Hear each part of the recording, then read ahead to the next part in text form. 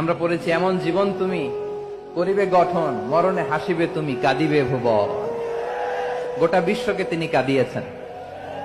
আল্লামা যখন ইন্তেকাল করলেন, আমি তখন মালয়েশিয়া থেকে যুক্তরাষ্ট্রে একটা কনফারেন্সে যোগ দিতে যাচ্ছি, কাতার এয়ারলাইন্সে। মালয়েশিয়া থেকে দোহাতে নামলাম।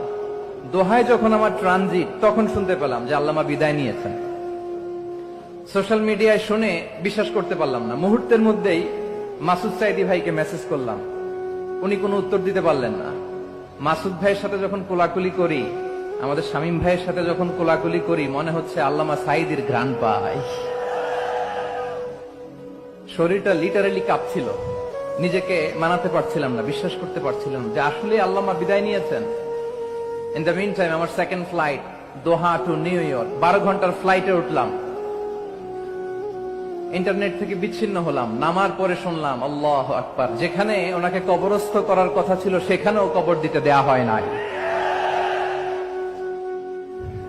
ছবিগুলো দেখতে লাগলাম, হাসিমাখা মুখ, হাসিমাখা নিথর দেহটা। মরণে হাসিবে তুমি, কাঁদিবে ভুবন। From east to west, from north to south, the entire globe, গোটা বিশ্ব ওনার জন্য কেঁদেছে। গোটা বিশ্ব কেঁদেছে, কাবার গিলাফ ধরে ধরে মানুষ চিৎকার করেছে। এর চেয়ে শ্রেষ্ঠ মৃত্যুকার হতে পারে?